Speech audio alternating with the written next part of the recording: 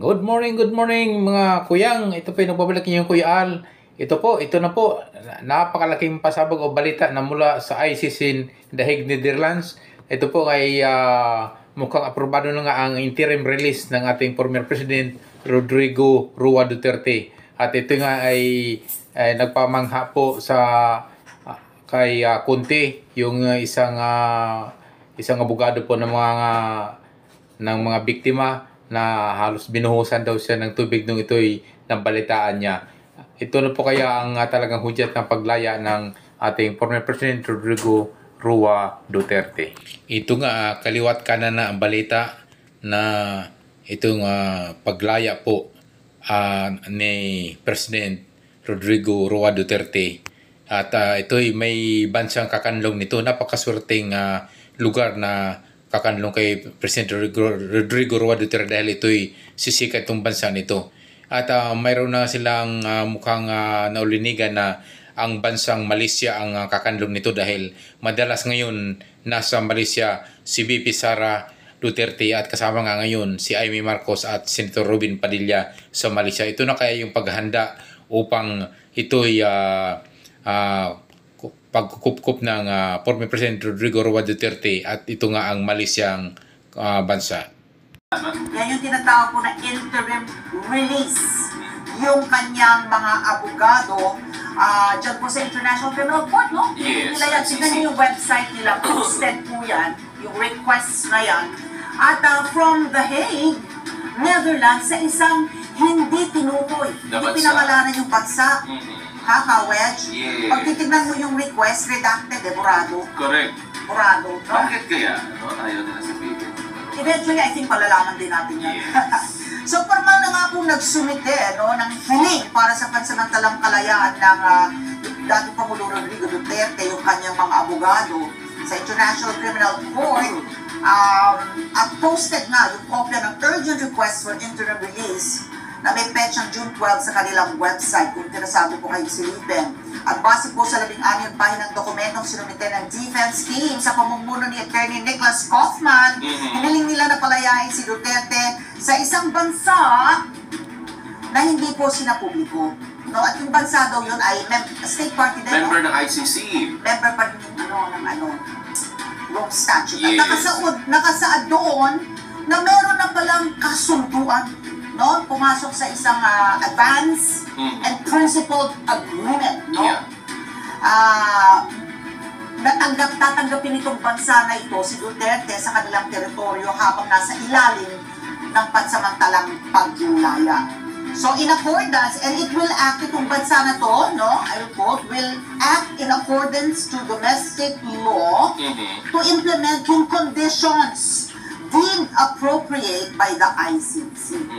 So pinarating umano ng mga kinatawa ng naturang bansa noong June 9 yung kahandaan nga nila na tanggapin at kanlungin si Duterte. So nagkaroon ng pag-uusap Wedge, Yes. yung defense at yung chief prosecutors. Yan kasi on leave, di ba? Si Yes. Khan. Si Kamir Khan, meron siyang case. Oo, di ba? Sexual misconduct. So ito ngayon, no? Ang nakakagulantang, sabi nga ni Chrissy Conti, Attorney Chrissy Conti, para daw siyang binuhusan ng malamig na tubig. Narinig. So more importantly, nakasaad din po sa request na the prosecution has confirmed its non-opposition Yeah. to the interim release to yung bansa nga na state party. No? Hindi po nila tinututulan, sabi daw ng prosecution, hindi daw nila tinututulan yung application for interim release ng dating Pangulo. Basta't nasusunod yung mga kondisyong inilatag din ng depensa. So, Yes. pinunto naman po ni Kaufman na hindi flight risk is itong si dating Pangulong Rodrigo Duterte. Walang chance na tatakas doon. Tatakas. No? Kasi, correct. Dapat din nilang i-considera yung edad, advanced age, no? Nabanggit na, kasi nag-80 siya, 80 years old na March Correct. 28. Birthday niya. Oo, sabi at saka yung custody niya, it's not necessary to ensure yung appearance niya. O diba, nung nakaraan yung niya, naka-online lang siya eh. So, dagdag pa ng defense team sa kanilang hihiling, hindi nga daw tatakas, hindi magtatago, at hindi nito ilalagay sa alanganin yung proceedings ng korte. No? It will not imperil the proceeding. if released. For example, hindi mangyayari ang witness intimidation. No? He will not do anything to obstruct the proceeding. At sumang-ayon na nila si Duterte na iiwas din sa mga public engagement at sa pagkikipag-komunikasyon sa mga taong hindi naman kabilang ng kanyang pamilya. Iiwasan din ang paggamit ng internet, mga electronic device, kabilang ng mobile phone. Tiniyak din ng depensa na hindi gagawa ng mga krimen. Nasa ano din yun eh. Yes. Will not continue to commit crimes. Oo, hindi din gagawa ng krimen si Duterte. Tinukoy ng depensa, walang nangyaring krimen sa kabila ng landslide victory ni Duterte sa katatapos lang ng midterm elections para sa posisyon ng alkalde ng Davao. So pwede sa manumpa kapag ka nagkaroon siya ng interim release, di ba? At sa kanyang Facebook post, tulad ng ating binanggit, kinagulat ni Assistant to Counsel for the International Criminal Court, Attorney Chrissy Conti, yung balita tungkol nga sa hiling na yan, na interim release para kay Duterte more so. Yung sinabi nga ng prosecution na hindi nila tututulan, no? Yes. Kung itong request for interim release ni Pangulo Duterte. So yun nga, sabi niya, ayan, para naman akong binuhusan ng malamig na tubig. Lalo na nung mabasa ko na hindi raw kukontrahin ng prosecutor ang interim release ni Duterte. Ika niya, magkukonsultahan po kami ng mga biktima, ng kanyang mga kliyente, pero nung huli nilang pag-uusap, hindi sila pabor sa anumang special treatment kay dating Pangulong Duterte. Tawad. Dating Pangulo Rodrigo Duterte ng kanyang kampo na siya'y pansamantalang makalaya mula sa kanyang detention o pagkakakulong sa ICC Detention Center sa The Hague, the Netherlands.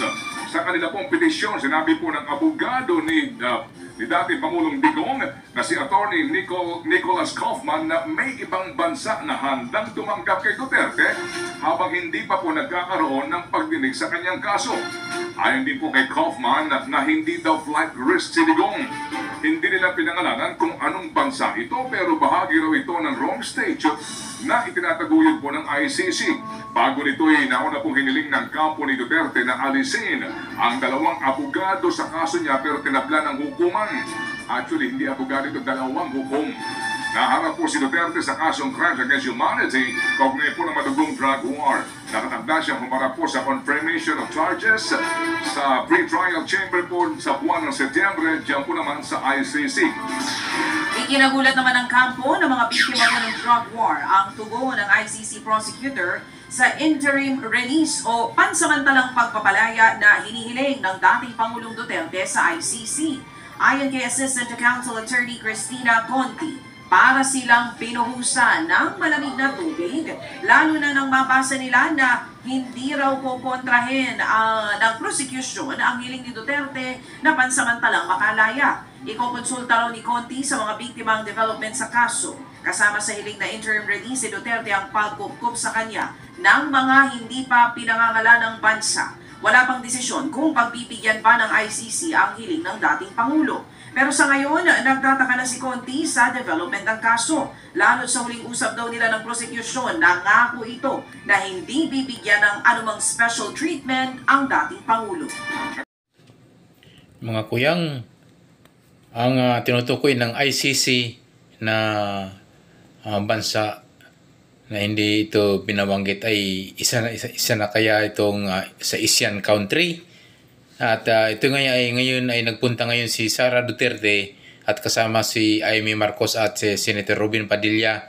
Ito kayo paghahanda na para sa pansamantalang paglaya ng ating former President Rodrigo Roa Duterte na ito ngayon ay nakakulong sa The Hague, Netherlands.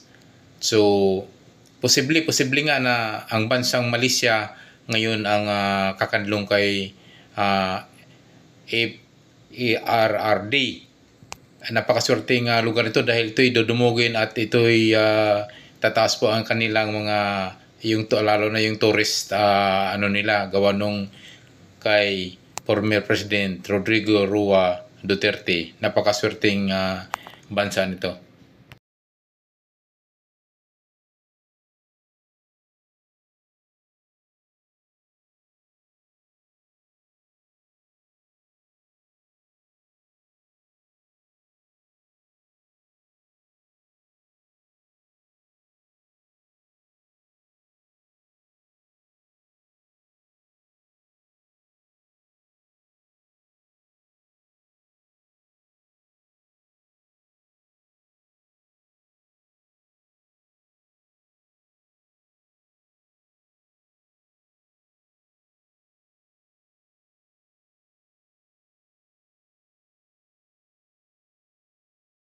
nasa Kuala Lumpur, Malaysia ngayon si Vice President Sara Duterte.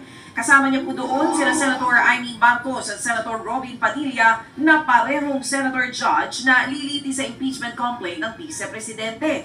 Ayon kay VP Sara, madalas niyang kasama ngayon ang ate ng Pangulo dahil ito raw ang inaasahan niyang magbabalik sa dating Pangulong Duterte na nakakulong ngayon sa The Hague. Inimbita ko si Senator Amy Marcos. Kung saan man ako pumupunta, dinadala-dala ko siya. Kasi sinasabi ko sa kanya, hindi ako ang magbabalik kay dating Pangulong Duterte sa Pilipinas. Para siyang naka-hostage. Bibitawan ko lang yan siya kapag si dating Pangulong Duterte ay nabalik na sa Davao City. Yan nga po ang tinig ni Vice President Sara Duterte. Samantala, naging abala naman po